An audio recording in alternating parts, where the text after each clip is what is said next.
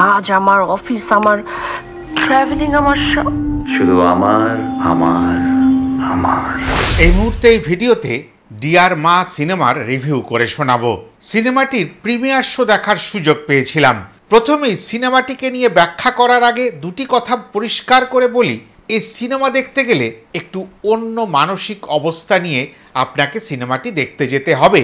যারা যারা রিভিউ করেছেন বা যেখানেই এই সিনেমাটাকে নিয়ে ভালো বলা হয়েছে, অনেকেই এসে তর্কের খাতিরে ওই কমেন্ট সেকশানে ভরিয়ে দিয়েছেন জঘন্য সিনেমা, এই সিনেমা দেখার মতো না, সিনেমা দেখতে গিয়ে ঘুমিয়ে পড়েছিলাম, আপনার ভালো লাগাটা আমাদের কাছে জোর করে তুলে ধরবেন না, কেন মানুষকে ভুল বার্তা দিচ্ছেন। এ কথাগুলো অন্যান্য সিনেমার ক্ষেত্রেও হয়। যে কোনো সিনেমারই ভালো লাগা মন্দ লাগা থাকে, সেটা ব্যক্তি বিশেষের ওপর নির্ভর করে। এই কথা বলে এবার পর্যালোচনায় আসি। অনিরুদ্ধ রায়চৌধুরীর পরিচালনায় এই সিনেমাখানি আমরা দেখতে পেলাম। বহুদিন পরে বাংলা সিনেমা নিয়ে ফিরলেন ওয়ান অ্যান্ড অনলি টনি দা। সিনেমার টিজার ট্রেলার দেখার পরেই অমিতাভ বচ্চনের মতন মানুষ বলে দিলেন এই সিনেমা অসাধারণ হবে, শুভেচ্ছা বার্তা পাঠালেন। সিনেমার মধ্যে ব্যবহৃত হলো কবি শঙ্খ ঘোষ আর শীর্ষেন্দু মুখোপাধ্যায়ের মতন মহান ব্যক্তিত্বদের সামান্য সামান্য ছোঁয়া, এবং তাদের সৃষ্টির ছোঁয়া নিয়ে এই সিনেমাটির পথ চলা হলো একেবারে সুন্দরভাবে, মসৃণভাবে। অভিনেতা অভিনেত্রীদের কথা প্রত্যেক সিনেমায় আগে আসে, কিন্তু আমি মনে করি এই বিশেষ ডিয়ার মা সিনেমাটির ক্ষেত্রে পর্দার পেছনে যারা রয়েছেন, আড়ালে যারা রয়েছেন, তাদের কথা আগে বলতে হবে।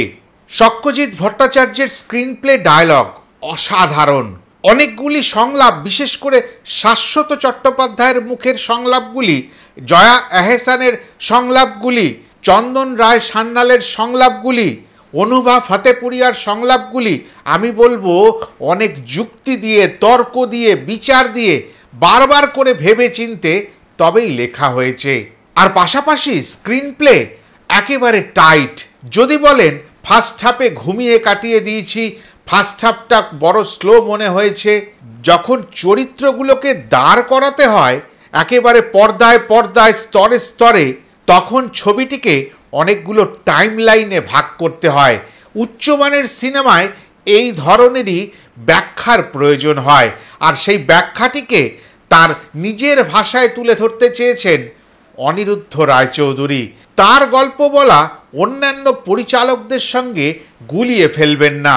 সেই কারণেই ওই প্রিমিয়ার শোতে ইন্দ্রদীপ দাশগুপ্ত বা কৌশিক গাঙ্গুলির মতন মানুষরা একটাই কথা বলেছেন, এই সিনেমাটা একা একা খুব শান্তভাবে দেখতে হবে।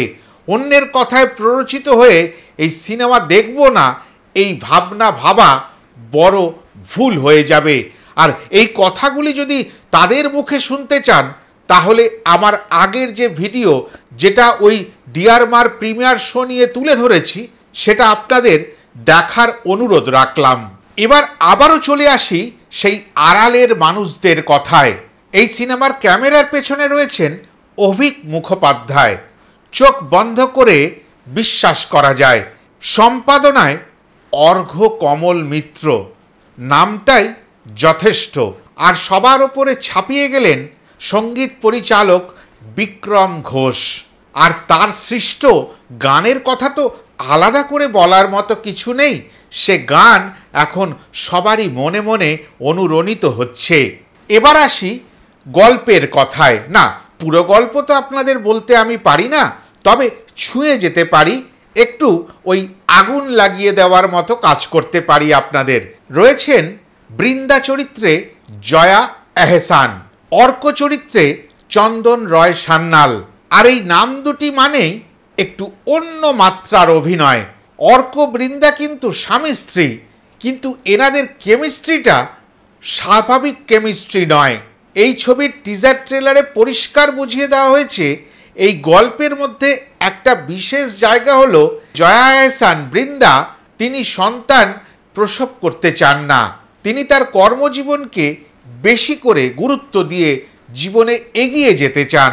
আর পাশাপাশি চন্দন রায় সান্যাল মানে অর্ক, তিনি চান সেই পুরাতন দিনের ঘরোয়া আবেশে সন্তানকে মানুষ করবে, বাবা ডাক শুনবে, তাকে কোলে পিঠে করে একটু খেলবে, এই সব নিয়েই এই গল্পখানির মূল জায়গা তৈরি। তবে বন্ধু ডাক্তারের কথায় এই দম্পতি একটি বাচ্চাকে অ্যাডাপ্ট করবে, সেই বাচ্চাটিকে ঘিরেই এই সমস্ত গল্প। সেই বাচ্চাটির নাম ঝিমলি। এই ঝিমলির বয়স দুটো ভাগে দেখানো হয়েছে। ওই যে প্রথমেই বললাম টাইম লাইনে ভাগ করা হয়েছে, এই সিনেমাটি স্তরে স্তরে গঠন করা হয়েছে। দুটো বাচ্চারই অভিনয় দুটি বয়সের সাপেক্ষে অসাধারণ।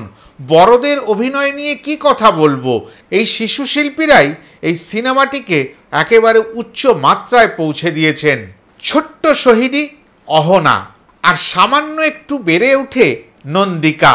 অ্যাডাপ্টেশন ল অনুযায়ী প্রত্যেকটি বাচ্চাকে 5 বছর বয়স হলেই জানিয়ে দিতে হবে যে তুমি আমাদের সন্তান নও।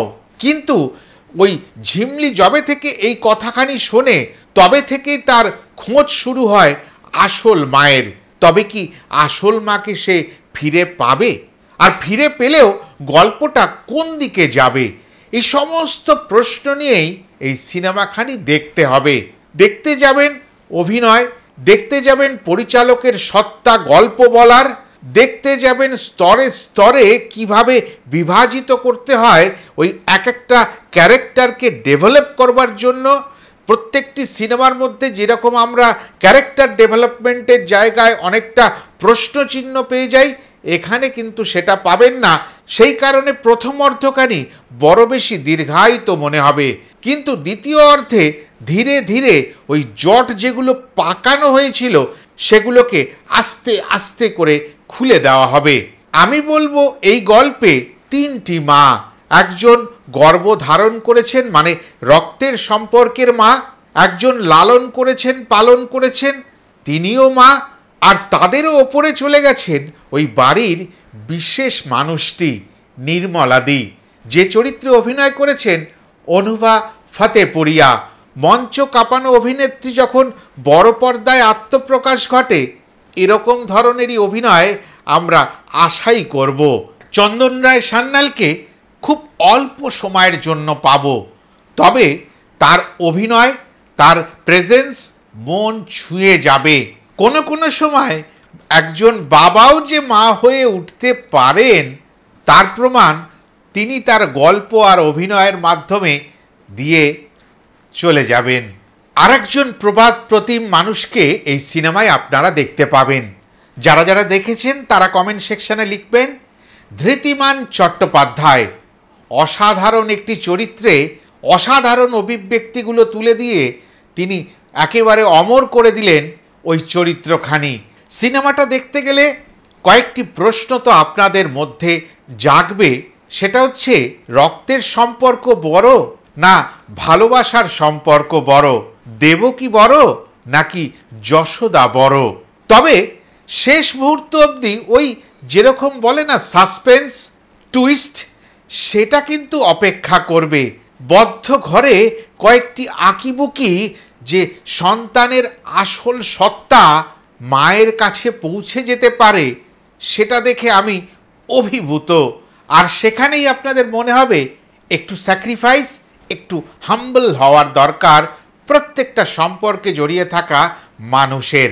সিনেমার মধ্যে সবথেকে বড় প্রশ্ন, গানগুলি সবই হিন্দি, কিন্তু একটি গান যেটা প্রমোশনাল অ্যাক্টিভিটিতে লাগানো হয়েছে সেটি কেবলমাত্র বাংলা। তবে এই সিনেমার শেষ ওই একটা জায়গাতেই পরিষ্কার হবে রক্ত না ভালোবাসা কোনটার জোর বেশি। সেই উত্তরটাই আপনারা একেবারে শেষে খুঁজে পাবেন, আর খুঁজে পাবেন অনেকেই অনেকের নিজেকে। তবে সাথে নিয়ে যেতে হবে নয় মা বাবাকে, নয় সন্তানদের। এতটাই বলার ছিল। এই ভিডিওখানি ভালো যদি লেগে যায় তাহলে একটু লাইক কমেন্ট শেয়ার করে দেবেন। যারা চ্যানেলটি সাবস্ক্রাইব করেননি সাবস্ক্রাইব করে নেবেন। কমেন্ট সেকশন ভরিয়ে আপনাদের মতামত জানাবেন। আর যারা ফেসবুক পেজে এই ভিডিওখানি দেখবেন তারা ফেসবুক পেজটিকেও কিন্তু ফলো করে আমার পাশে দাঁড়াবেন। সবাই আবারও বলি ভালো থাকবেন। নমস্কার।